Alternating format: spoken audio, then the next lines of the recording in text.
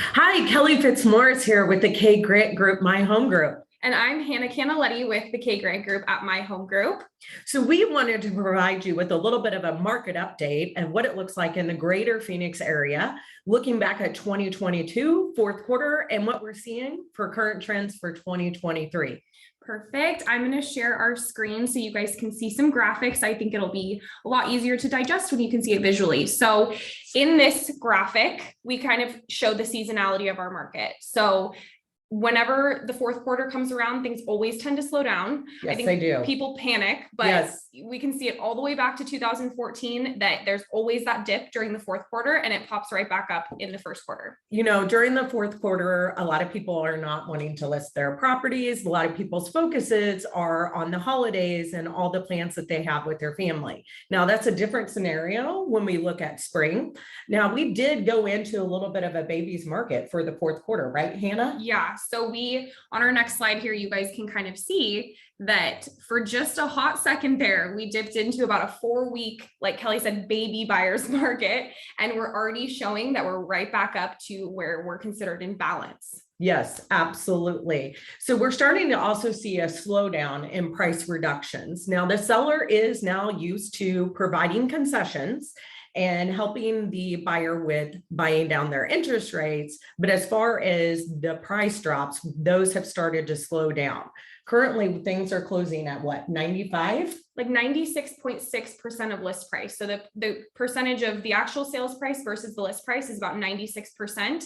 And as far as price reductions, well, this last week, we only saw 5% of active listings actually have a price reduction, which is a pretty big slowdown. And like Kelly was saying, I think it has a lot to do with sellers keeping the price where it is, but offering those concessions to buy down interest rates. Well, and the other thing you have to look at is sellers have different options.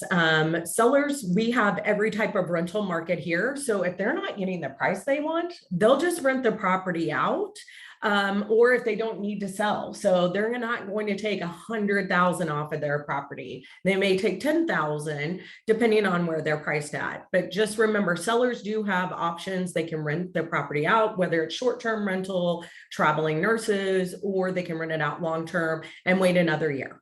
Especially as we move into kind of the busiest season of our year here. We have the Super Bowl coming, we have golf tournaments, car shows. This is a big season for tourism. So sellers have those options and they can capitalize on them. Absolutely. And we like to call this, we're going into selling season. So let's go to the next slide so we can kind of show what we're seeing already with some of the different areas being in sellers markets and balance markets. I'll have Hannah kind of go through this report a little bit more in depth with you guys. So the Cromford Market Index, when you're at 100, that's considered complete balance. Anything below 100 is considered a buyer's market, and anything above 100 is considered a seller's market. So you can see the top 4 markets that have recovered even quicker than I think people anticipated. Absolutely. You'll see Scottsdale almost in complete balance from the last month. Places like Cave Creek and Paradise Valley up, 17 and 43% on the index. So they're dipping really back into that full-fledged seller market. Absolutely. And with the beginning of the year, we will see in the next couple of weeks. I mean, I have listings that are going live. This is the time. We always tell everybody, let's get your property listed. So we still have inventory that's going to be left over that people listed maybe back in October or September, but we're going to have a flood of new inventory. And with that, we're going to have new buyers in town as well. This is always peak season for having the highest demand of the buyers in town because of all those things that Hannah was talking about.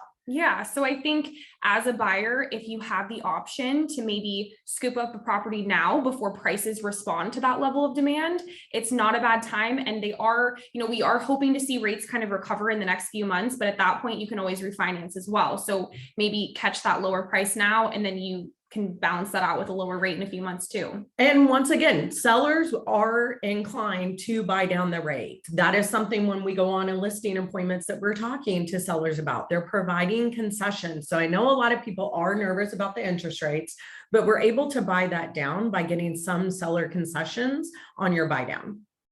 So plenty of options. And if you are just kind of curious about what we're seeing in the market, and maybe you're that buyer that wanted to wait for prices to come down further, I'm thinking we may not see it as much as you're hoping, unfortunately. So I think right now, this is kind of what we're seeing with prices and where we're expecting them to go.